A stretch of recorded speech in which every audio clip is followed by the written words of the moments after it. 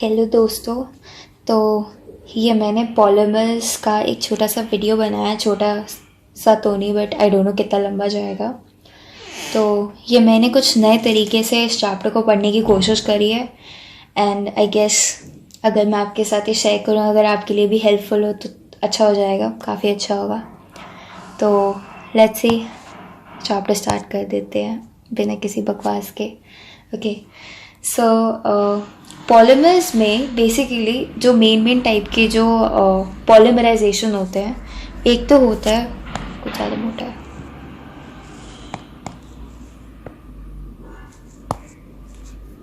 एक तो होता है एडिशन पॉलीमराइजेशन, एक होता है कंडेंसेशन पॉलीमराइजेशन और एक होता है coordination polymerisation.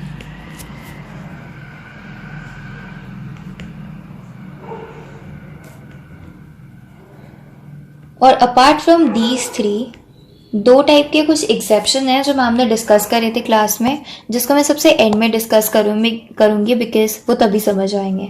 So this is the space for exceptions. सबसे पहले देखते हैं एडिशन पॉलीमराइजेशन में एग्जैक्टली होता क्या है। हम वीडियो में सिर्फ पॉलीमराइजेशन प्रोसेस की बात कर रहे हैं, तो इस पूरे माइंड मैप में जितना क्लास में हमने कवर कराया था कि पॉलीमराइजेशन कैसे हो रहा है, उसको हम कवर कर रहे हैं। बाकी में मैं कोशिश करूँगी और माइंड मैप्स बनाने की, जैसा ये जो मैं बना रही हूँ माइंड मैप है। तो फिलहाल इसे समझते हैं। तो एडिशन पॉलीमराइजेशन, इसको पूरा लिख लेते हैं।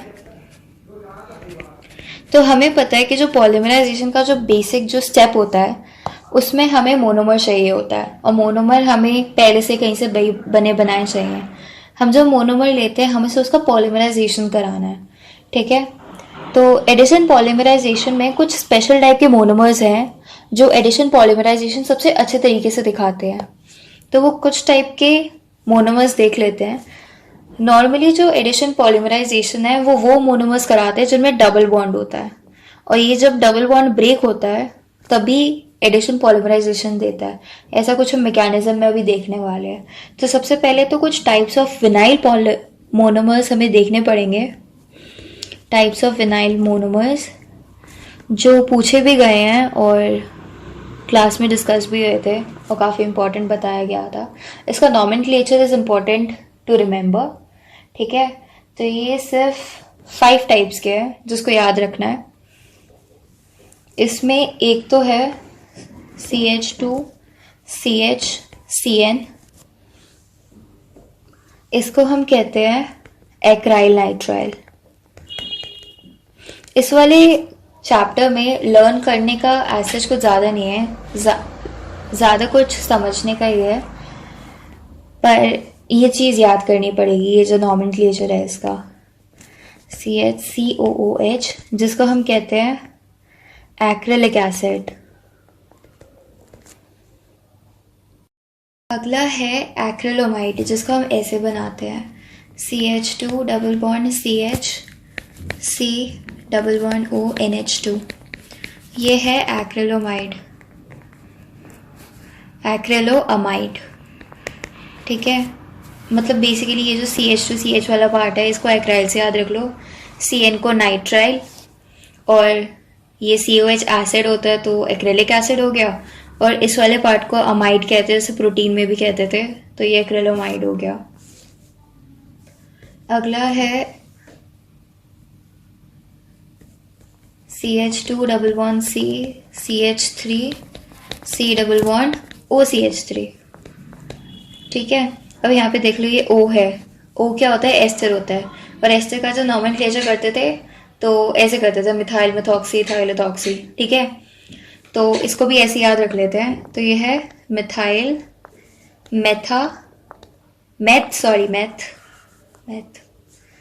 मेथ एक्रिलिक एसिड, ठीक है। और ये है CH2 C double bond OH methyl acrylic acid. तो ये थोड़ा याद रखना पड़ेगा बिकॉज ये पूछा गया है और मैंने PYQ में भी देखा था 3-4 जगह पूछ रखा था एक्चुअली में, तो ऑन अ सेफ साइड अगर इसको याद कर लो तो बेटर रहेगा, नहीं तो मर्जी है। यह है मिथाइल मेथ एक्रिलिक एसिड, हाँ इसका नाम यही है, ठीक है। तो ये होता है टाइप्स ऑफ विनाइल मोनोमर्स। ये एडिशन पॉलीमराइजेशन सबसे अच्छा दिखाते हैं, मतलब इनमें एडिशन पॉलीमराइजेशन ज़्यादातर इन्हीं के पढ़ेंगे। आई एम सॉरी, यहाँ पे एक डबल बॉन्ड मिस हो गया। डबल बॉन्ड इन सब में इंपॉर्टेंट है, ठीक है। डबल बॉन्ड ही एक वो साइट है जिससे एडिशन पॉलीमराइजेशन आगे हो रहा है, ठीक है। तो ये तो हमने टाइप ऑफ विनाइल मोनोमर्स देखे थे, हमने भी पॉलीमराइजेशन का टाइप नहीं देखा है, हमने मोनोमर्स के बारे में देखा है जिसमें यूज हो रहा है। अब हम देखेंगे टाइप इसका, ठीक है। तो ये वाला, तो एक सेकेंड, तो ये जो एडिशन पॉलीमराइजेशन होता है ये 2 टाइप का होता है। एक तो होता है free radical polymerization, free radical polymerization, polymer मतलब आगे इसके ऑब्वियसली होगा। और एक होता है आयोनिक पॉलीमराइजेशन। ये मैं फ्री रेडिकल पी ऐसे लिख रही हूँ और आयोनिक पी पॉलीमराइजेशन ऐसे लिख रही हूँ, ठीक है। दोनों काफी सिमिलर होते हैं, सिर्फ इनके मोनोमर्स डिफरेंट होते हैं, वो भी हम देखेंगे कैसे, ठीक है। तो सबसे पहले तो इसमें देखते हैं फ्री रेडिकल पॉलीमराइजेशन।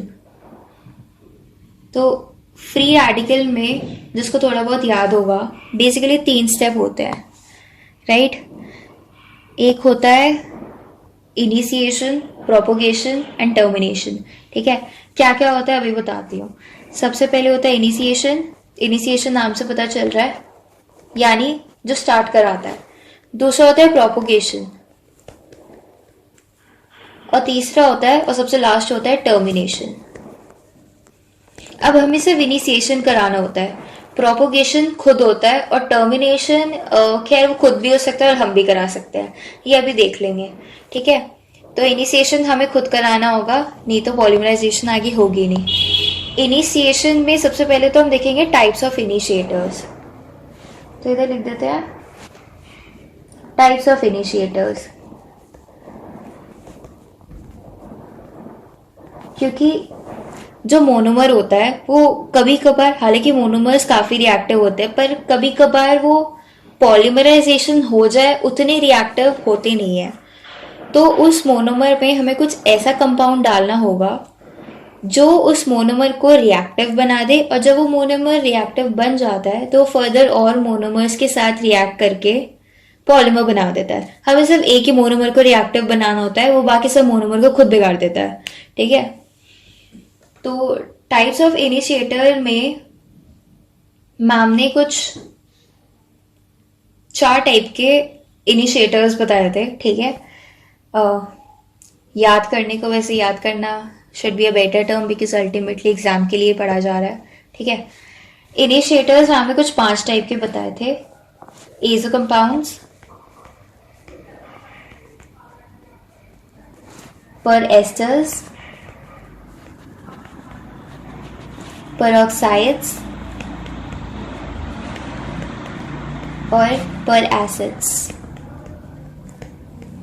अनफॉर्चुनेटली इसको भी याद करना पड़ेगा बिकॉज इनका काम सिर्फ इनिशिएट करना होता है और कुछ नहीं है। कैसे इनिशिएट करते हैं थोड़ा बहुत आइडिया ले लेते हैं। तो इसके कुछ वेज ऑफ इनिशिएट है, एग्जैक्टली हाउ इट इनिशिएट्स।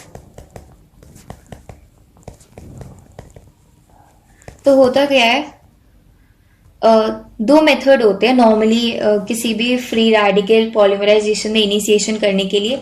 अब नाम से आप समझ गए होंगे, हम इनिशिएट करके एक फ्री रेडिकल खुद बना रहे हैं, और हमें पता है जब कोई भी फ्री रेडिकल बनता है तो वो और मोनोमर्स को भी फ्री रेडिकल आगे बना देगा। तो मतलब आप ये चीज़ इमेजिन कर पा रहे होंगे, नहीं कर पा रहे हो तो मैं इसको अभी एक्सप्लेन कर दूंगी। तो एक तरीका है, ये तो हो गए ये वाले तो कंपाउंड्स जैसे आपने टेस्ट ट्यूब में ले लिए, ठीक है।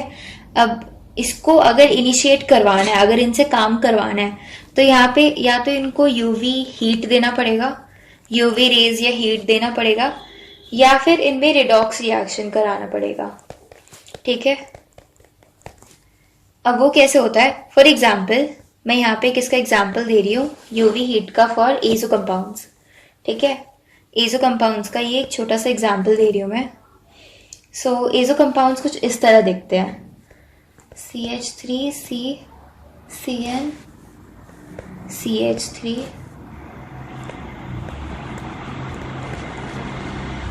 सपोज ये एक एजो कंपाउंड है। एजो कंपाउंड हम जनरली उन कंपाउंड्स को बोलते हैं जिनके बीच में ये ऐसे टाइप का बॉन्ड होता है, और ये वाला जो बॉन्ड होता है अगर ये किसी भी कंपाउंड में प्रेजेंट है तो वो डेफिनेटली एक कलर्ड कंपाउंड होता है। तो जब हम इसमें यूवी हीट डाल देते हैं तो ये वाला जो N है, ये N2 बना देता है, बीच से निकल जाता है, और बचते हैं ये दो, और ये दो रेडिकल बना देते हैं ऐसे। ये ऐसे दो आइडेंटिकल से रेडिकल बन जाते हैं, ठीक है। ये दो रेडिकल बन जाते हैं और ये N2 बीच से निकल जाता है। ये कब होता है, हीट या लाइट के प्रेजेंस में। यूजुअली यूवी लाइट होती है, बट इसमें ऐसा कुछ मेंशन नहीं कर रखा, so I only go with heat. तो होता क्या है, ये हमने यूवी और हीट को यूज करके इनिशिएटर्स को एक्टिवेट करा है, तो ये उसका एग्जाम्पल है। रिडॉक्स रिएक्शंस कैसे होती हैं, अब रिडॉक्स रिएक्शन थोड़ा देखते हैं। रिडॉक्स रिएक्शन कैसे होती है, मैं एग्जाम्पल ले रही हूँ इसमें पेरोक्साइड्स का, ठीक है। ये मैं एग्जाम्पल यहाँ पे पेरोक्साइड्स का कोट कर रही हूँ, ठीक है। थोड़ा मेसी हो रहा है, एनीवेज। तो एग्जाम्पल मैं पेरोक्साइड्स का लेती हूँ।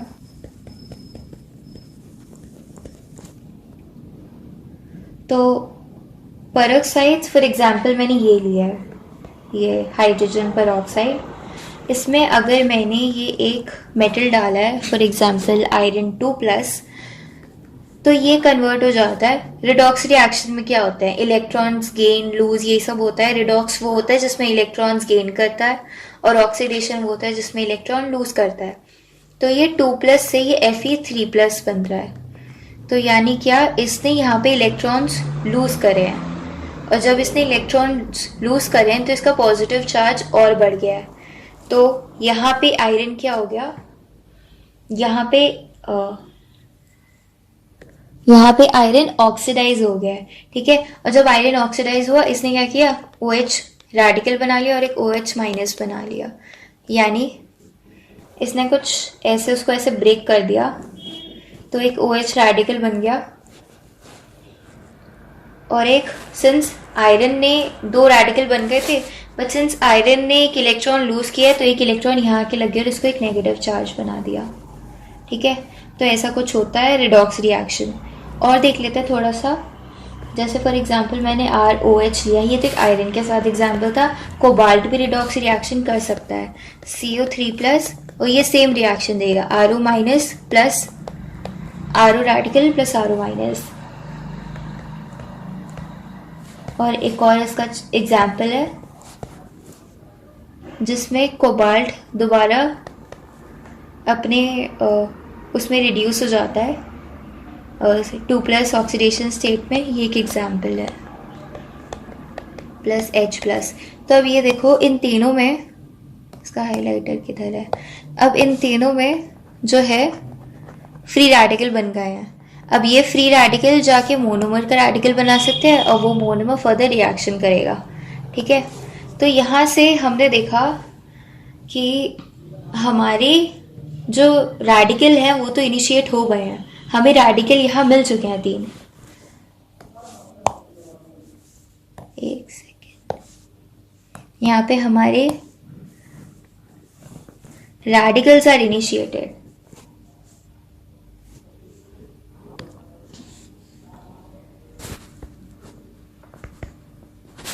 रेडिकल इनिशिएटेड R- हमें इस प्रोसेस से मिल गया है। अब क्या करेगा ये R- जाएगा और एक भोले वाले अच्छे खासे मोनोमर को, जो काफी स्टेबल है, अपनी लाइफ से खुश है, उसके पास जाएगा और उसको रिएक्टिव बना देगा। यानी ये क्या करेगा, अब जैसे वो रेडिकल आता है ना इसके पास, ये अपनी होमोलिटिक लीवेज कर लेता है डबल बॉन्ड की, ठीक है। तो क्या होता है, जब ये होमोलिटिक लीवेज कर लेता है तो CH2 एक रेडिकल ये बन जाता है और CH एक रेडिकल ये बन जाता है। नॉर्मली होमोलिटिक क्लीवेज लाइट में होती रहती है, बट सिंस कोई और रेडिकल होता नहीं है तो वो वापस जगह के डबल बॉन्ड बना लेते हैं, तो ये इतना नोटिसेबल नहीं होता है। बट सिंस यहाँ पे एक रेडिकल ऑलरेडी प्रेजेंट है और वो अकेला घूम रहा है, वो बोर हो रहा है, उसको दूसरा रेडिकल चाहिए, तो ये तुरंत इसके ऊपर इसके रेडिकल को इससे रेडिकल से रिएक्ट करके एक बॉन्ड बना लेता है, वो स्टेबल हो जाता है। अब बचा ये जो गेम खेल रहा था इसके साथ कैच एंड कैच रेडिकल्स का, अब ये बेचारा अकेला रह जाता है। ठीक है, तो ये कुछ अब ऐसा रेडिकल अब ये बन चुका है। ठीक है, अब ये तो अंदर डंप नहीं कर सकता, डबल बॉन्ड नहीं बना सकता, अब ये हो गया अनरिएक्टिव, ये इसके अनरिएक्टिव साइड बन चुकी है। इसमें एक चीज नोट करने की बात ये है कि since pi bond is breaking, ठीक है, यहां पे क्या था, ये पाई बॉन्ड ब्रेक हो रहा है, pi bond is breaking and sigma bond is forming. Sigma bond is forming. Sigma bond कैसे फॉर्म हो रहा है? And sigma bond is forming. Sigma bond कुछ ऐसे फॉर्म हो रहा है, मतलब ये जो आर है ये सिग्मा बॉन्ड फॉर्म हो रहा है। हमें पता है कि जो पाई बॉन्ड्स हैं वो वीक होते हैं सिग्मा बॉन्ड से, यानी कहने का मतलब ये है कि sigma bond is more stable than pi bond. तो अगर कोई अनस्टेबल से कोई स्टेबल चीज बनती है तो वहां से हीट रिलीज होती है, और किसी भी रिएक्शन से जब हीट रिलीज होती है तो इसको हम एक्सोथर्मिक रिएक्शन बोलते हैं। तो कभी भी ये जो इनिशिएशन स्टेप है एक्सोथर्मिक रिएक्शन, कभी भी ये जो इनिशिएशन स्टेप है ना, इसमें क्योंकि सिंस एक अनस्टेबल से, मतलब कहने को तो खैर यहाँ पे ये जो फाइनल कंपाउंड बना है ये एक अनस्टेबल स्पीशी है, ये वैसे होना तो नहीं चाहिए, बट यहाँ पे अगर हम स्पेसिफिकली बॉन्ड की बात करें, यहाँ पे एक पाई बॉन्ड टूट रहा है जो कंपैरेटिवली सिग्मा बॉन्ड के लेस स्टेबल है, और एक सिग्मा बॉन्ड बन रहा है, एक स्टेबल बॉन्ड, राइट। तो यहाँ से हीट रिलीज होती है, तो इसको एक्सोथर्मिक रिएक्शन बोलते हैं। ठीक है, हम यहाँ पे सिर्फ बॉन्ड की बात कर रहे हैं। ऑल तो जो नई स्पीशीज बनी है काफी अनरिएक्टिव है और ये फर्दर रिएक्ट करके पॉलीमराइजेशन करेगी। ठीक है, तो ये हमारे पास एक काफी रिएक्टिव मोनोमर बन गया, एकदम जो इन्फेक्शन फैला देता है वैसा मोनोमर कह सकते हैं। ठीक है, तो ये क्या करता है, अब इसमें एक चीज नोटिस करते हैं। फॉर एग्जाम्पल मैं इस वाले पार्ट को कहती हूँ ये हेड है, इसको मैं कहती हूँ दिस इज, क्या हो रहा है ये, अगर मैं फॉर एग्जाम्पल इसको कहती हूँ ये एक हेड है और ये एक टेल है। ठीक है, अगर मैं इसको हेड कहती हूँ और या मैं इसको टेल कहती हूँ। ठीक है, अब हम आगे प्रोपोगेशन देखते हैं, तब आपको पता चलेगा हमने इसको हेड और टेल क्यों बोला है। ठीक है, अब यहाँ पे आपका इनिशिएशन स्टेप इज कंप्लीट, ये आपका इनिशिएशन पूरा हो गया। दूसरा आते हैं प्रोपोगेशन स्टेप पे। प्रोपोगेशन स्टेप को मैं थोड़ा यहाँ ड्रैग कर देती हूँ बिकॉज वहाँ पे थोड़ी जगह नहीं है, थोड़ा डिस्कनेक्टेड सा लगेगा, तो ये मैं इसको यहाँ ले आती हूँ। सो दिस इज योर प्रोपोगेशन।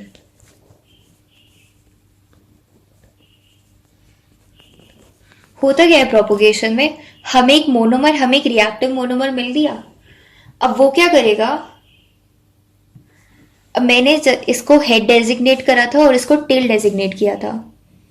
अब ये क्या करेगा, अब ये जो नया वाला जो मोनोमर है, यहाँ पे एक नया मोनोमर है, बिल्कुल बिल्कुल शांत सा, काफी स्टेबल। अब इसके पास ये आएगा अनरिएक्टिव सा ज़ॉम्बी मोनोमर। ठीक है, और ये उसकी इस वाले पार्ट से भी रिएक्ट कर सकता है। मैं पहले बना देती हूँ इसको, ये आ गया ज़ॉम्बी मोनोमर।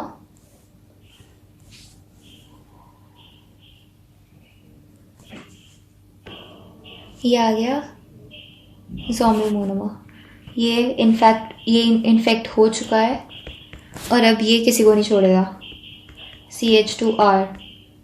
अब फॉर एग्जाम्पल मान लेती हूँ इस वाले मोनोमर में इसको मैं खुद ही अपने आप डेजिग्नेट कर रही हूँ, आप इसको चेंज भी कर सकते हैं। इसको मैं बोल रही हूँ मैं हेड, इसको मैं हेड बोल रही हूँ, या फिर एक सेकेंड, मैंने इस वाले पार्ट में ऐसे सिमिलर पार्ट को मैंने यहाँ पे टेल बोला है, राइट, और यहाँ पे इसको मैंने हेड बोला। ठीक है, और मैंने ऑलरेडी इसको, इस वाले पार्ट को मैंने टेल बोला था और इस वाले पार्ट को मैंने हेड बोला था, ठीक है। अब ये जो ज़ॉम्बी मोनोमर आया है जो इसका इन्फेक्ट कर देगा अभी, जब इसका टेल वाला पार्ट इसके हेड वाले पार्ट से रिएक्ट करता है, ठीक है, ये इसके टेल वाला पार्ट इसके हेड वाले पार्ट से रिएक्ट करके कुछ ऐसा बना देगा, CH(X) CH2। अब इसका डबल बॉन्ड डिस्टॉर्ट हो जाएगा, मतलब ये कैचम कैच खेलते हैं अपने डबल बॉन्ड रेडिकल से, ठीक है। जैसे ये रेडिकल बना होगा जिस इंस्टेंट पे, ये आ गया होगा और इसने इसको अब ज़ॉम्बी बना दिया, ठीक है। अब ये बड़ा पॉलीमर बन गया, ये चेन बन गई। तो ऐसे ये प्रोपोगेशन हो रही है स्टेप की। देखो प्रोपोगेशन के बाद भी एक रिएक्टिव पॉलीमर बनता है जो फर्दर और मोनोमर्स के साथ रिएक्ट करेगा। ऐसे प्रोपोगेशन में जब टेल टू हेड मिलता है of a newly formed monomer जो हमने खुद बनाया इनिशिएटर यूज करके, विद अ नेक्स्ट मोनोमर जो उसमें ऑलरेडी प्रेजेंट होगा, इसको हम कहेंगे टेल टू हेड पॉलीमराइजेशन, ठीक है, टेल टू हेड पॉलीमराइजेशन। दूसरा हम क्या कर सकते हैं, अब ये यहां से ना रिएक्ट करके इस वाले टेल के साथ रिएक्ट कर ले, तो दिस इज CH(X) और हो सकता है ये वाला पार्ट इसका इस साइड हो और ये वाला पार्ट इस साइड हो। ये इसने इसके साथ रिएक्ट कर लिया। ये वाला पार्ट क्या था, this was tail, this is head, ठीक है, and this is tail. So this is called as, पहले इसका प्रोडक्ट क्या बनेगा, RCH2 CH(X) CH(X) CH2 reactive monomer, sorry polymer या डाइमर कहेंगे स्पेसिफिकली इसको, ठीक है। So this will be tail to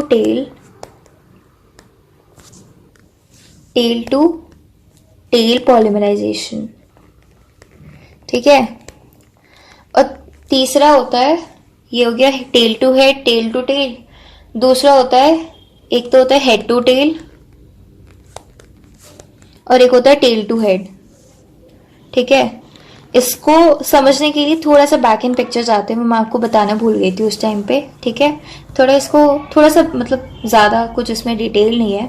हमने क्या किया था, हमने स्टार्टिंग में ये वाला जो मोनोमर था इसमें जो R है इसका यहाँ अटैच कराया था।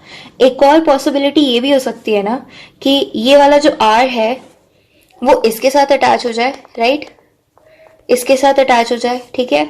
और कुछ ऐसा स्टार्टिंग में रिएक्टिव मोनोमर मिले, एक सेकेंड, RCH(X) CH2, राइट। अब इसमें मैं डेजिग्नेट कर देती हूँ, R वाले पार्ट को मैं फिर भी हेड बोलूंगी, ठीक है, और इस वाले पार्ट को मैं टेल बोलूंगी। अब इसको रिएक्ट कराते हैं। अब हमारे पास नया मोनोमर कैसा दिखता है, ये कुछ ऐसा दिखता है, RCH(X) CH2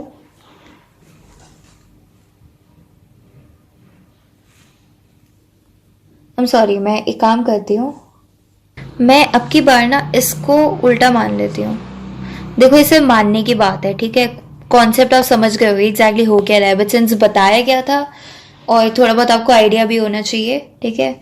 so let call this as tail and call this as head, right. So head will react with tail, okay, this will remain tail. So this is head and tail.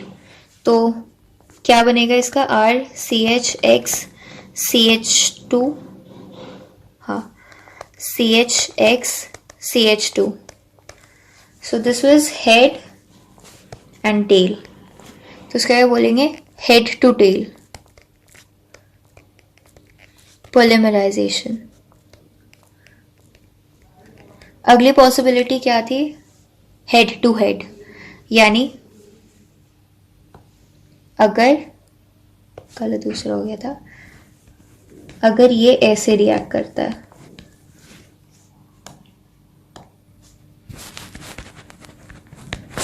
Plus अगर ये इस वाले part से react करता है, ठीक है। So this is, ये कुछ ऐसा कंपाउंड बना लेगा,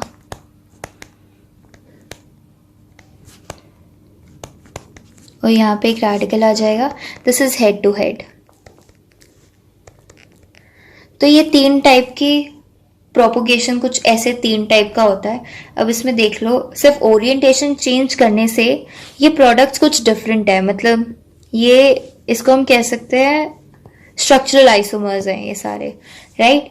तो सिर्फ ओरिएंटेशन चेंज करने से इतने नंबर ऑफ पॉसिबल प्रोडक्ट्स बन सकते हैं, ठीक है. सिर्फ उसका टेल और हेड डिसाइड करने से कि कौन किससे क्या रिएक्ट करेगा, ठीक है. तो इससे इतनी सारी पॉसिबिलिटी बन गई. तो ऐसे प्रोपोगेशन हो सकता है. और प्रोपोगेशन सिर्फ ऐसे ही होता है, बाकी इसमें और कोई पॉसिबिलिटी कुछ ऐसी खास, इसमें और कुछ ऐसी पॉसिबिलिटी नहीं है. बस ये अब ये फर्दर किसी मोनोमर के साथ और रिएक्ट करके और आगे पॉलीमर चेन को बढ़ाता रहेगा, ठीक है. तो बस प्रोपोगेशन में इतना ही है. अब प्रोपोगेशन हो गया, हमारे पास अपना पॉलीमर बन गया. अब हमें इसको टर्मिनेट करना है, ठीक है. तो जो फ्री रेडिकल की जो पॉलीमराइजेशन होती है, ये नॉर्मली डेड एंड पॉलीमराइजेशन. अब डेड एंड पॉलीमराइजेशन इसको क्यों बोलते हैं, ये एक इम्पॉर्टेंट फैक्टर है, क्योंकि ये पेपर में पूछा जा सकता है कि what are dead end polymerization. तो उसका आंसर फ्री रेडिकल पॉलीमराइजेशन है जो हम अभी पढ़ रहे हैं. तो इसका जो टर्मिनेशन होता है, इसको मैं खैर बाद में मेंशन कर दूंगी कि इसको क्यों कहते हैं, मतलब अभी बताती हूँ. इसका जो टर्मिनेशन होता है, यूजुअली जब हम आगे पॉलीमराइजेशन पढ़ेंगे, उसका टर्मिनेशन करने के लिए ना हम कुछ स्टेप करते हैं, मतलब अलग से बाहर से कुछ डालते हैं. बट इसमें कुछ डालने की जरूरत नहीं है, ये खुद ही अपने आप में ही पॉलीमराइजेशन को एंड कर देता है. कैसे करता है? अब 2 टाइप इसमें आप देख लो. एक तो कर सकता है ये चेन टू चेन कपलिंग करके, ये अपना टर्मिनेशन खुद ही कर लेता है, बस इतना पता होना चाहिए, ठीक है. एक तो चेन टू चेन कपलिंग करके कर सकता है. चेन टू चेन कपलिंग होता क्या है? चेन टू चेन कपलिंग में 2 मोनोमर्स, ठीक है, 2 रिएक्टिव मोनोमर्स जो अब खूब बड़ा पॉलीमर बना चुके हैं, ठीक है, पागल हो रखे हैं रिएक्शन मिक्सचर में, ये 2 आएंगे और ये एक दूसरे को इन्फेक्ट कर रहे होंगे, ठीक है. पर एक पॉइंट ऐसा आएगा जब ये वाला मोनोमर जो खुद इन्फेक्टेड है या फिर खुद काफी एक्टिव है, और ये वाला मोनोमर जो खुद एक्टिव है, ये एक दूसरे के साथ मिलेंगे. अब इन दोनों ने मोनोमर करके बहुत बड़ा पॉलीमर बना दिया है. ये दोनों एक दूसरे के साथ मिलेंगे और एक स्टेबल पॉलीमर बना देंगे, कुछ ऐसा. CH2 CHX CHX CH2 CHX CH2 NR. अब ये देखो, ये वाला जो पॉलीमर है, अब ये इंसान बन गया वापस ज़ॉम्बी से, ठीक है. अब ये किसी को ना इन्फेक्ट कर सकता है, ना भी कुछ पॉलीमर बना सकता है. एक तरीके से ये टर्मिनेट हो चुका है. जितना नंबर ऑफ मोनोमर्स इसमें जुड़ने थे वो जुड़ चुके हैं. ये एक फाइनर पॉलीमर बन चुका है, ठीक है. अभी ये खुद हुआ है, इसमें हमने कुछ ना लाइट डाली है ना कुछ करा है, खुद ही हो चुका है. तभी इसको डेड एंड पॉलीमराइजेशन बोलते हैं. अगले जो हम पॉलीमराइजेशन पढ़ेंगे ना, एडिशन और ये कंडेंसेशन, इन सब में हम टर्मिनेट खुद करवाते हैं, ठीक है. बट इसमें अब टर्मिनेट करने की जरूरत नहीं पड़ी, इसने खुद ही अपने आप को सुधार लिया, मतलब खुद ही सिविलाइज होके अब आराम से भी किसी को इन्फेक्ट नहीं करेगा. दूसरा एक टर्मिनेशन का मेथड होता है जिसको कहते हैं डिस्प्रपोर्शनेशन. डिस्प्रपोर्शनेशन कुछ इस तरह होता है, डिस्प्रपोर्शनेशन, आई गेस स्पेलिंग यही है, ऑलराइट. डिस्प्रपोर्शनेशन में क्या होता है, अब हमने ये देख लिया कि रिएक्शन मिक्सचर में ना कोई मोनोमर ऐसा बचा नहीं है जो सिंपल मोनोमर है, सारे इन्फेक्ट हो चुके, सब फ्री रेडिकल बन के पॉलीमर बना के, ठीक है. अब कोई ऐसा मोनोमर बचा नहीं है. अभी टर्मिनेशन तब हो रहा है, ठीक है, जब मतलब एकदम अपोकलिप्स आ चुका है. तो आर, अब ये सपोज इसने अपना पॉलीमर बना दिया, ये ढूंढ रहा है एक सिविलाइज्ड मोनोमर को इन्फेक्ट करने के लिए. अब या तो ये दूसरे उसको रिएक्टिव मोनोमर को ढूंढेगा और पॉलीमर एक स्टेबल पॉलीमर बना लेगा. अब इसको स्टेबिलिटी चाहिए, अब इसको जिंदगी में एडवेंचर नहीं चाहिए, ठीक है. तो अब क्या करेगा, अब इसको मिल नहीं रहा है, तो ये क्या करेगा, इसको ये कुछ इस तरह करेगा, ये इसकी कुछ ऐसी रिंग थी, ये मोनोमर हमारा पहले कैसा दिखता था, RCH2CHX, ठीक है। इसमें ये H2 है, ये H है। अब ये क्या करेगा, ये एक रेडिकल है, राइट। ये क्या करेगा, H से बोलेगा यार मैं तेरा बलिदान कर रहा हूँ, पर मुझे यहाँ पे डबल बॉन्ड की, मुझे स्टेबिलिटी की बहुत ज़रूरत है, ठीक है। तो यहाँ से एक H प्लस निकल जाता है, ये एक होमोलिटिक क्लीवेज हो जाती है और एक H प्लस बन जाता है, और ये यहाँ पे एक और रेडिकल बन जाता है, और ये एक रेडिकल साथ में डबल बॉन्ड बना लेते हैं।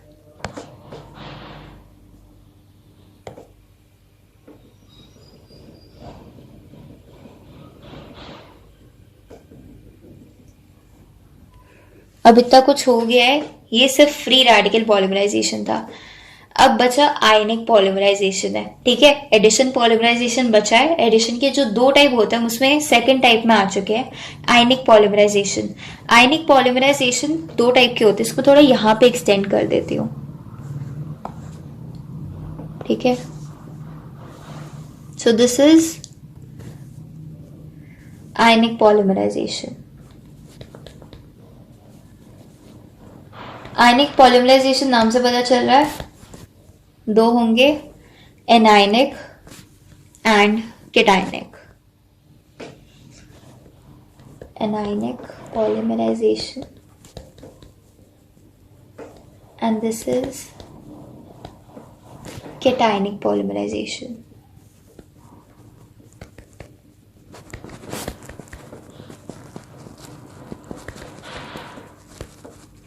अब जैसे मैंने बताया था कि फ्री रेडिकल में 3 स्टेप होते हैं, इनिशिएशन, प्रोपोगेशन, टर्मिनेशन।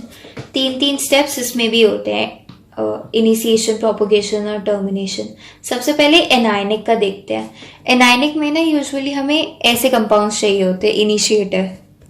पहले तो इसके इनिशिएटर्स देखते हैं।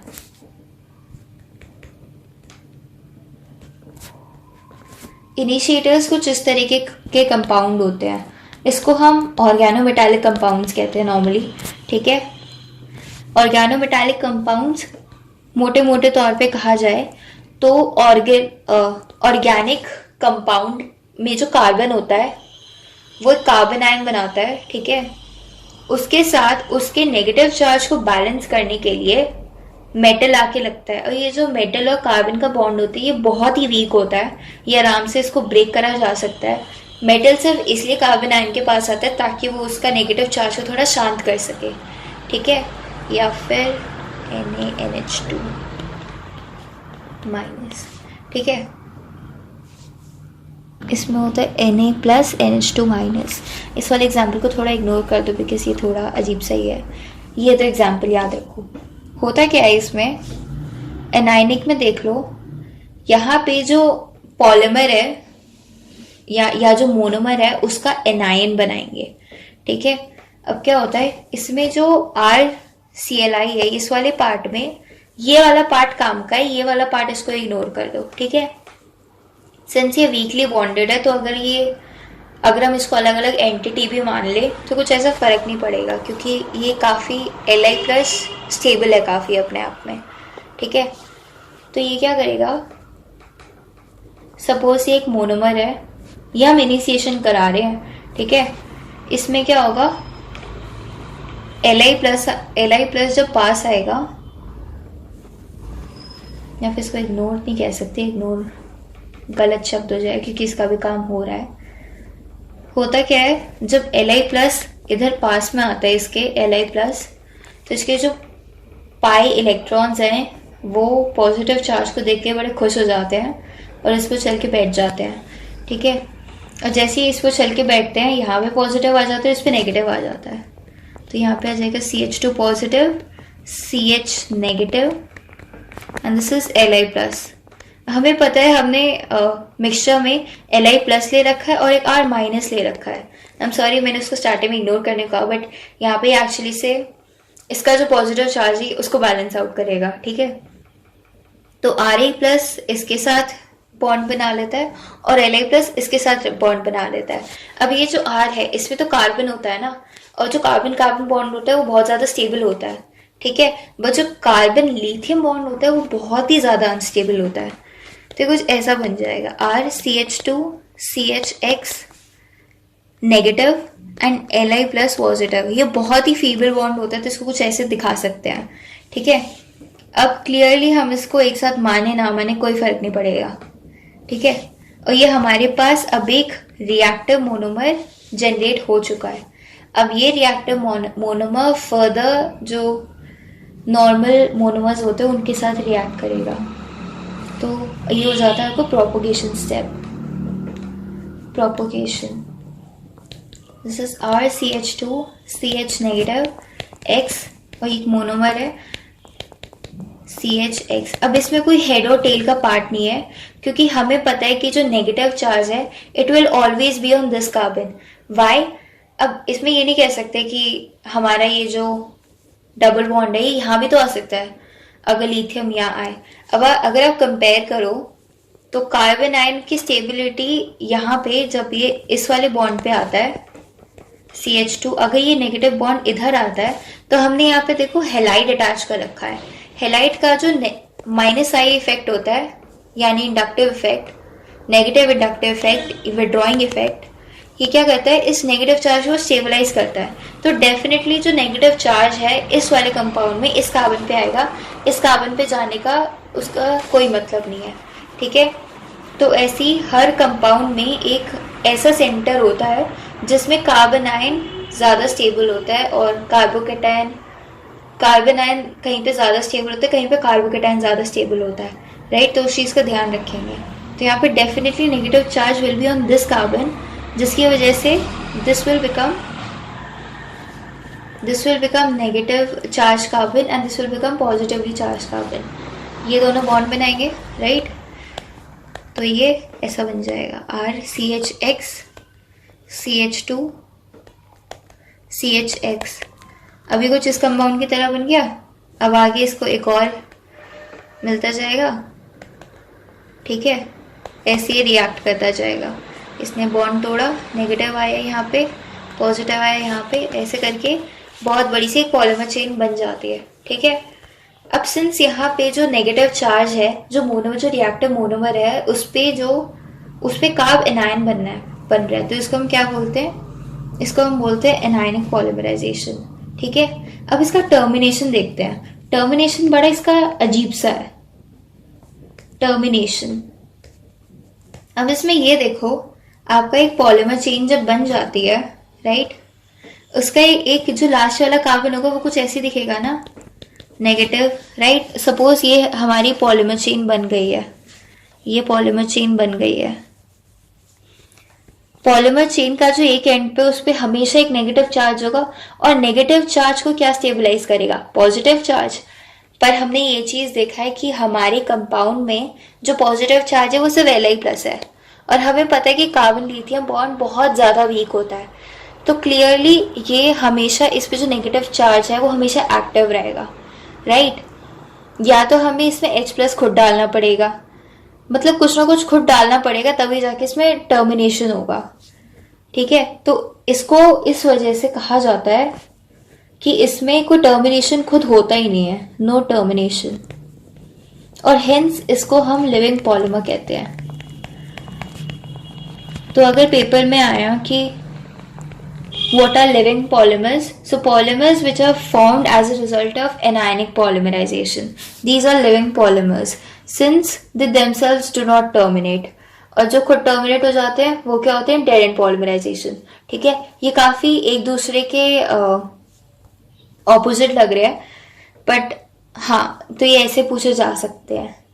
अगला है आपका केटायनिक पॉलीमराइजेशन। अगला देखते हैं केटायनिक पॉलीमराइजेशन। अब नाम से पता चल रहा है कि जिसमें जो रिएक्टिव मोनोमर बनेगा उसमें एक कार्बोकेटायन बनेगा, ठीक है। तो अब इसको देखते हैं। इसमें होता है इनिशिएशन, मतलब इसमें भी खैर तीनों होते हैं, इनिशिएशन, प्रोपोगेशन, टर्मिनेशन, कुछ नया नहीं है इसमें। इनिशिएशन इसमें कैसा होता है, हम इसमें इनिशिएशन में एक लुइस एसिड यूज करते हैं। लुइस एसिड की एक खास बात होती है कि वो जिंदगी भर इलेक्ट्रॉन के भिखारी रहते हैं। मतलब देखने से तो ऐसा लग रहा है कि हाँ भाई इन लोगों में स्टेबिलिटी आ चुकी है, बट अंदर ही अंदर उसे शो ऑफ कर रहे होते हैं। उनको इलेक्ट्रॉन्स की हमेशा जरूरत होती है। एक एग्जाम्पल इसका BF3 है, ठीक है। BF3 का अगर स्ट्रक्चर देखोगे 1 2 3 4 5 6, BF3 का अगर स्ट्रक्चर देखोगे, आई गेस ऐसे नहीं होगा इसका स्ट्रक्चर, मैं इसको ऐसे दिखा देती हूँ। तो जो बोरॉन है वो फ्लोरीन के साथ अटैच्ड है, और तो ये जो बोरॉन है ये 3 फ्लोरीन के साथ अटैच्ड है। बाहर से देखने में तो बहुत स्टेबल लग रहा है, 8 इलेक्ट्रॉन्स हैं, खुशहाली जिंदगी है। बट एक्चुअली में क्या होता है, जो फ्लोरीन है काफी डिमांडिंग होता है, इसके सारे इलेक्ट्रॉन्स अपने पास रखता है। सो टेक्निकली जो बोरॉन है उसके पास कुछ बचता ही नहीं है, तो वो सब भीख मांगता है बाहर। Sorry that's a bad word, but ठीक है। तो ये जो B+ है इसमें पार्शियली पॉजिटिव चार्ज हमेशा रहता है। तो ये जो, अब इसको ऐसे समझ लेते हैं। अब इसके पास कभी भी H2 भी आता है ना, H2 एक ऐसी चीज है जिससे हर कोई ज्यादातर रिएक्ट नहीं करता है, मतलब ज्यादा सॉल्वेशन कर लेगा, हाइड्रेशन कर लेगा, बट ये H2O का भी OH- रख लेता है। वो उसको इतनी इलेक्ट्रॉन की जरूरत होती है, मतलब ये H2O के साथ रिएक्ट करेगा और BF3OH- बना लेगा, ठीक है। BF3OH- और बचेगा H+, ठीक है। इसको इलेक्ट्रॉन्स की इतनी ज्यादा जरूरत होती है। एक और एग्जांपल इसका AlCl3 है। AlCl3 को भी अगर आप वाटर में डाल दोगे तो काफी एसिडिक सोल्यूशन बनाता है, तो ये कुछ ऐसा बना लेगा। इसको हमेशा इलेक्ट्रॉन्स की जरूरत होती है, क्योंकि आप देखो ये काफी इलेक्ट्रोनेगेटिव एटम से बॉन्डेड है, तभी इनके जो जो सेंटर होते हैं जिसमें एल्यूमिनियम और बोरॉन होता है, वहां पे इलेक्ट्रॉन्स की बहुत ज्यादा डेफिशिएंसी होती है। तो ओवरऑल इस पूरे इनिशिएशन वाले स्टेप पे हम H+ ही प्रोड्यूस कर रहे हैं। मेन काम होता है H+ का, ठीक है। अब ये जो H+ है ये फर्दर प्रोपोगेशन करवाता है। तो सपोज ये एक मोनोमर है, इस बार मैं ये वाला मोनोमर ले रही हूँ, फर्क नहीं पड़ेगा, आप ऊपर वाला मोनोमर भी ले सकते हैं। होता क्या है, हमें पता है कि इलेक्ट्रॉन्स कहीं पे भी शिफ्ट होने हैं, ठीक है। कहाँ पे शिफ्ट होंगे, जहां पे कार्बनाइन सबसे ज्यादा स्टेबल है। हमें पता है कि जो कार्बनाइन है वो टर्शरी उस पर तो स्टेबल नहीं होता है, तो क्लियरली इलेक्ट्रॉन शिफ्ट इस तरफ होगा। तो CH3- C+, CH3 अब ये जो CH3 है इसके पास ये H+ आएगा और ये कुछ इस तरह बना देगा। एक सेकेंड, सॉरी, ये है CH2, अब ये CH3 बनाएगा। तो ओवरऑल जो हमारे पास मोनोमर बनता है कुछ इस तरीके का बनता है। So this is the reactive monomer. अब ये आगे फर्दर प्रोपोगेशन करेगा, ये एक और मोनोमर को ढूंढेगा, उसको इनफैक्ट मतलब इसका कार्बन जब बनेगा नेगेटिव CH3, ठीक है। इसका पॉजिटिव चार्ज इसके नेगेटिव चार्ज के पास जाएगा, इसको फिर यहाँ पॉजिटिव है, इसको भी फर्दर ये ज़ॉम्बी बना देगा, ठीक है। CH3 ये कुछ इस तरीके से इसका प्रोपोगेशन होगा, C+CH3 अब ये फर्दर उसके साथ रिएक्ट करते करते पॉलीमर चेन बना देगा, ठीक है। अब ऐसे करते करते लंबी सी पॉलीमर चेन बन जाएगी। अब आ जाते हैं इसके टर्मिनेशन पे, ठीक है।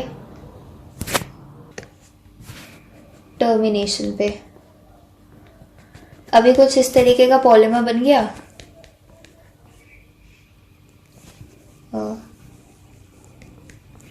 CH2 CH3 ऐसे करके कुछ पॉलीमर बन गया, और इसके लास्ट में क्या पार्ट बचा, C+CH3 अब क्या कर सकते हैं हम, इसका टर्मिनेशन कैसे होगा। टर्मिनेशन इसका इंटरेस्टिंगली खुद नहीं होता। अगर इसका खुद होता तो इसको भी डेड एंड पॉलीमराइजेशन बोलते। इसका टर्मिनेशन होता है तो इसको अब लिविंग पॉलीमर भी नहीं बोलेंगे। अब इसमें क्या होता है, ये जो AlCl3- है ना, हमें पता है कि H+ के साथ ये नेगेटिव वाले कंपाउंड भी बने थे। तो ये क्या करेंगे, अब देखो सिंपल अगर सोचे तो ये जाके इसके साथ लग सकते हैं BF3OH माइनस, बट एग्जैक्टली ऐसा होता नहीं है, क्योंकि अगेन ये बॉन्ड बहुत ज़्यादा कार्बन और बोरॉन का बॉन्ड बिल्कुल अनस्टेबल होता है। ये इनफैक्ट क्या करते हैं, ये जो CH3 है इसका एक हाइड्रोजन निकाल लेंगे, ठीक है, इसका एक हाइड्रोजन निकाल लेंगे, तो यहाँ क्या बचेगा, यहाँ पे बचेगा CH2 नेगेटिव, नेगेटिव चार्ज इधर आ जाएगा और ये कुछ इस तरह बन जाएगा। ये पॉलीमर है CH2 C double bond CH2 CH3, ठीक है, ऐसे इसका टर्मिनेशन हो जाएगा और BF3 प्लस H2O ये बन जाएगा, ठीक है। तो ऐसा लास्ट में एक स्टेबल प्रोडक्ट बन जाएगा और एक पॉलीमर बन जाएगा। एक और इसका टर्मिनेशन स्टेप, इसको अगर हमें लिखना हो तो हम इसको ऐसे कह सकते हैं, the conjugate base of acid will abstract proton, ठीक है। या फिर हम ये कह सकते हैं कि जो H प्लस ऊपर बना होगा, एक्स्ट्रा H प्लस, वो ऐड हो जाएगा सिंपली इनके साथ। तो CH3 CH3, तो ये कुछ इस तरीके का पॉलीमर है।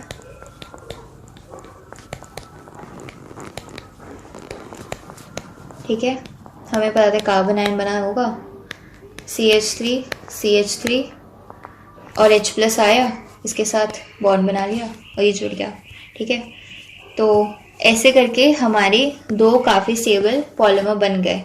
इसको हम डेड एंड इसलिए नहीं बोलेंगे क्योंकि यहाँ पे मोनोमर्स अपने आप में रिएक्ट करके नहीं कर रहे हैं, यहाँ पे इसका जो हमने इनिशिएटर लिया था उसके साथ जो एक्स्ट्रा कॉन्जुगेट बेस बना था वो टर्मिनेट करा रहा है, ठीक है। तो ये पूरा का पूरा हो गया आपका एडिशन पॉलीमराइजेशन। इतना ही क्लास में कवर कर रहा था और इतना बहुत सफिशिएंट है पास होने के लिए। अब इसमें एक छोटी सी चीज़ मेरे से मिस हो गई थी फ्री रेडिकल में, बहुत छोटी सी चीज़ है और इसमें आपके कॉन्सेप्ट मतलब कुछ रिविजिट करने की भी ज़रूरत नहीं है, वो सिर्फ याद रखने की एक चीज़ है, वो है इनहिबिटर्स, ठीक है।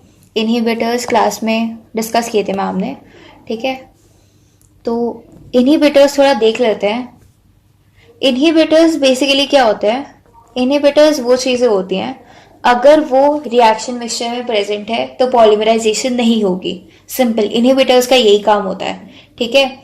इनहिबिटर से कुछ एग्जाम्पल हैं जिसको अगेन सिर्फ याद करना है। तो एक तो एग्जाम्पल है ऑक्सीजन, नाइट्रोबेंजीन, इसका स्ट्रक्चर देख लेते हैं, स्ट्रक्चर भी याद रखना है इसका। नाइट्रोबेंजीन NO2, एक है हाइड्रोक्विनॉन, ऑक्सीजन का तो स्ट्रक्चर पता है O2 ना, हाइड्रोक्विनॉन, इसका स्ट्रक्चर कुछ इस तरीके से है, ये बस याद करना है, ठीक है। मतलब अगर ये इनमें से कोई भी रिएक्शन मिक्सचर में प्रेजेंट होंगे तो पॉलीमराइजेशन नहीं होगी, बस हमें इंश्योर करना होता है कि नहीं है किसी तरह रिएक्शन मिक्सचर में, ठीक है। एक होता है थायोआइसोप्रीन, थायोआइसोप्रीन, इसका स्ट्रक्चर कैसा होता है, ऐसा होता है, ये याद करने वाली चीज़ है बस, NS। और एक होता है डाइफेनाइल पिक्रीनोहाइड्राजीन, बहुत ज़्यादा याद करने को, डाइफेनाइल पिक्रीनोहाइड्राजीन, इसका स्ट्रक्चर भी काम आएगा काफ़ी क्योंकि जस्ट इन केस वो पूछ सकते हैं।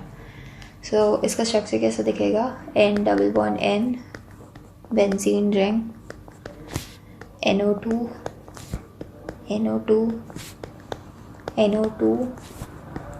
यहाँ पे एक बेंजीन रिंग, यहाँ पे एक बेंजीन रिंग। सो अब इनहिबिटर्स बता रही है जैसे मैंने इनका काम क्या होता है।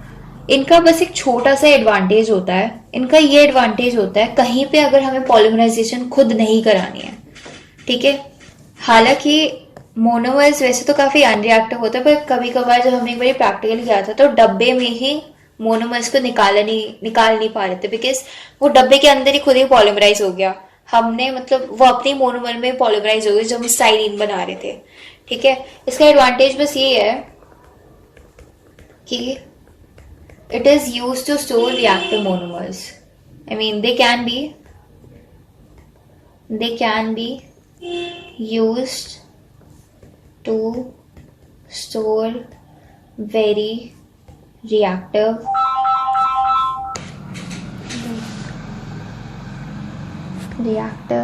मोनोमर्स। बस इनका यही काम होता है, ठीक है। थोड़ा सा देख लेते हैं कि एग्जैक्टली करता कैसे है। तो सपोज एक मोनोमर है जो काफ़ी रिएक्टिव है और इसको हमें स्टोर करना है, क्योंकि अब ये फ्री रेडिकल बना चुका है, क्योंकि लाइट हमेशा अवेलेबल होती है, ठीक है। तो ये 2 ऑक्सीजन के मॉलिक्यूल है, इसके साथ फ्री रेडिकल बनाएंगे और एक और फ्री रेडिकल ज्वाइन करके कुछ ऐसा बना लेगा। मैम ने एग्जाम्पल पी लेके किया था, बट इसको हम एम लेके कर लेते, कोई फर्क नहीं पड़ेगा, ठीक है। अब हमें पता है, अब ये डब्बे में हम ऐसे स्टोर कर सकते हैं, और जब हमें यूज़ करना इसको हीट करेंगे तो M+ और ऑक्सीजन बाहर निकल जाएगा। तो कुछ ऐसे थोड़ा बहुत आइडिया ले लेते हैं कि इनहिबिटर्स को ऐसे स्टोर करेंगे। ये पूरा फ्री रेडिकल एडिशन पॉलीमराइजेशन है, ये पूरी कहानी एडिशन पॉलीमराइजेशन की खत्म हो चुकी है। इससे ऊपर नीचे कुछ नहीं पढ़ना है, ठीक है। ये सफिशिएंट क्या मतलब इतना ही कुछ है याद करने का भी एडिशन पॉलीमराइजेशन में। अब आ जाते हैं कंडेंसेशन पॉलीमराइजेशन और कोऑर्डिनेशन पॉलीमराइजेशन में। फ्रैंकली बताऊं तो एनायनिक एडिशन पॉलीमराइजेशन जो हमने खत्म कर दिया है अभी, जो कंप्लीट हो चुका है, यही सबसे बड़ा था। कंडेंसेशन और कोऑर्डिनेशन बहुत ही छोटे छोटे हैं। कंडेंसेशन पॉलीमर में अब मैं बताती हूँ इसमें बस क्या है, ठीक है। ऑरेंज ले लेती हूँ। कंडेंसेशन पॉलीमर में सिर्फ 2 टाइप के कंडेंसेशन होते हैं, क्रॉस कंडेंसेशन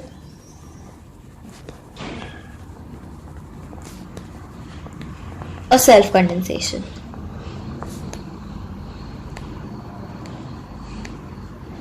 क्रॉस कंडेंसेशन में फर्क क्या है, डिफरेंट टाइप के monomer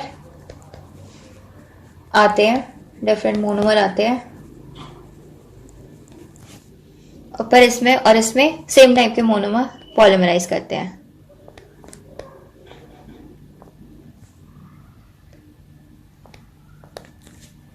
for example oxalic acid. अब कंडेंसेशन पॉलीमराइजेशन एडिशन पॉलीमराइजेशन में किस तरीके से डिफरेंट है। हमने देखा था एडिशन पॉलीमराइजेशन में मोनोमर्स ऐड करते जा रहे थे, सिर्फ पॉलीमर चेन बन रही थी और कुछ नहीं बन रहा था। बट कंडेंसेशन पॉलीमराइजेशन में बाय प्रोडक्ट फॉर्म होता है। किस तरीके का बाय प्रोडक्ट, एग्जाम्पल देखते हैं।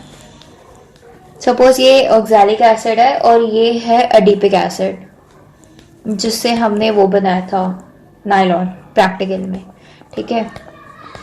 तो यहाँ पे OH, यहाँ पे H, ये क्या करेगा, इसका OH लेगा, इसका H लेगा, -H2 करेगा और ये कुछ ऐसा बना देगा, COO, C++O, CH2 4 COH।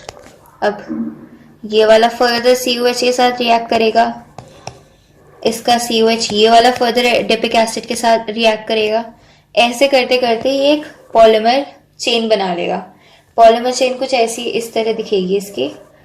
ये आपका ये वाला पार्ट तो हो गया ऑक्सैलिक एसिड से, और ये वाला पार्ट हो गया एडिपिक एसिड से, CH2 4 C++O ऐसे, ठीक है। ऐसे करिए कुछ पॉलीमर बन जाएगा। ये एक एग्जाम्पल है। इस पॉलीमर का एग्जैक्टली नाम तो मुझे भी नहीं पता है इसको क्या कहेंगे, but this is just an example for cross condensation polymerization. Same में क्या होता है, कोई 2 पॉलीमर ले लेते हैं। फॉर एग्जाम्पल ये कौन सा था,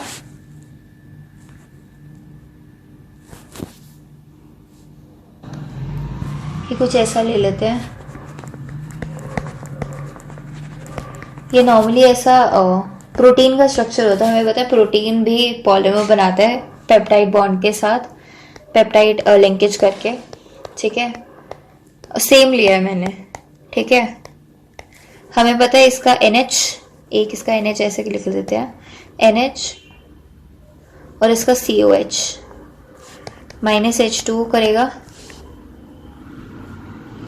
और क्या बना देगा, क्या हो रहा है ये कुछ ऐसा पॉलीमर बना देगा। इसको ये 6 है, ये sorry 6, C double bond O, NH CH2 6, C double bond O, OH। हमें पता है इसका एक H यहाँ से भी चला जाएगा आगे चेन बनाने में, इसका OH भी यहाँ से चला जाएगा, ठीक है। तो ये भी एक चेन कुछ ऐसे इस तरह बन जाएगी, ठीक है। तो यहाँ से सिंपल बस इतना ही है कंडेंसेशन पॉलीमराइजेशन में, सिर्फ यही स्टेप है, ठीक है। इसमें क्या क्या ही डिफरेंस है, यहाँ पे by product is formed, by product is formed, ठीक है।